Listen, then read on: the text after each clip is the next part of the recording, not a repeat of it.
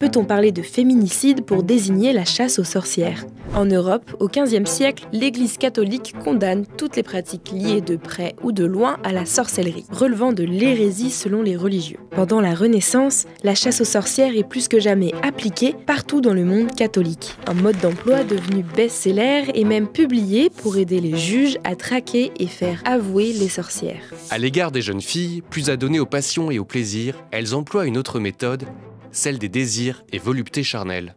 Au XIXe et XXe siècle, cette chasse aux sorcières est dénoncée comme une attaque envers les femmes, ce qu'on appelle aujourd'hui féminicide, par plusieurs courants féministes. Ada Jocelyn Gage, qui, au milieu du 19e siècle, a voulu reprendre cette image, mais avec des chiffres complètement erronés, notamment en parlant de 9 millions de femmes qui auraient été exécutées, alors que ce chiffre est complètement faux. Aucune recherche historique depuis des décennies n'a pu corroborer un tel chiffre.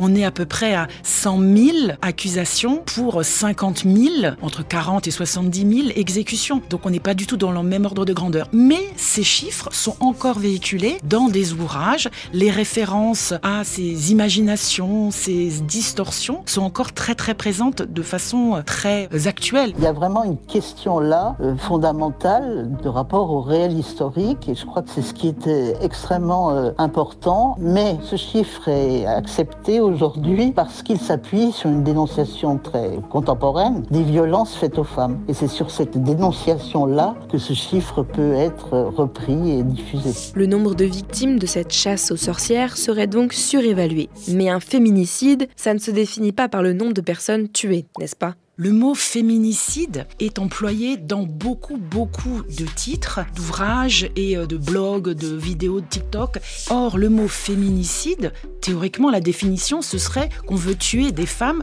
parce qu'elles sont juste des femmes.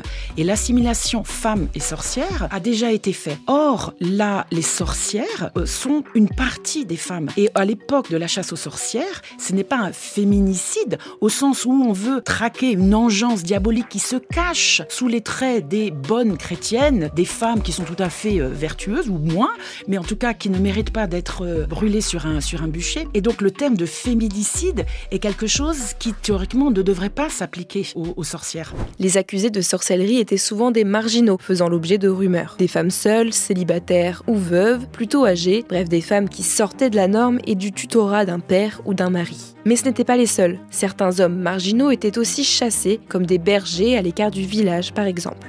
Dans cette phase initiale de la chasse aux sorcières, le crime de sorcellerie, ce qui peut sembler un peu curieux, ne se conjugue pas essentiellement au féminin. Finalement, du point de vue des juges, du point de vue des démonologues, les hommes, aussi bien que les femmes, sont susceptibles de se rendre au sabbat. Et dans les textes, là, dans les procès, on va incriminer autant les hommes que les femmes. Alors bien sûr avec des nuances régionales. Dans certains lieux, comme par exemple en Dauphiné, il semblait bien que les femmes se retrouvent majoritaires parmi les victimes.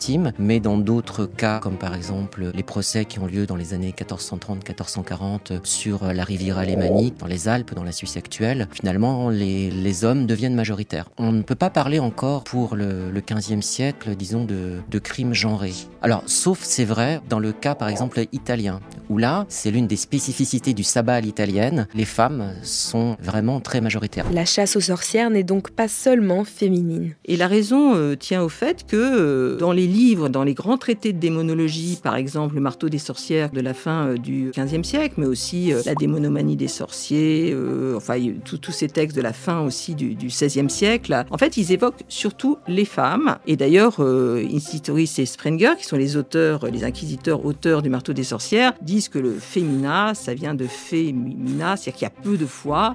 Donc la femme est par essence, en quelque sorte, la proie du diable, elle se donne au diable, elle est mariée au diable, elle est la putain du diable. Donc il y a tout un imaginaire misogyne qui est plus présent encore dans les textes que dans les procès même. Parce que dans les procès, on condamne quand même des sorciers. Mais dans les textes, il y a quasiment que des sorcières. Parmi les cas les plus célèbres de condamnation pour sorcellerie, il y a Jeanne d'Arc, brûlée sur un bûcher en 1431. Mais aussi Anna Goldy, qui est la dernière victime en date de la chasse aux sorcières en Europe. Elle est exécutée en 1782 à Glaris, un village de l'actuelle Suisse. La domestique est alors accusée d'avoir ensorcelé la fille de son employeur.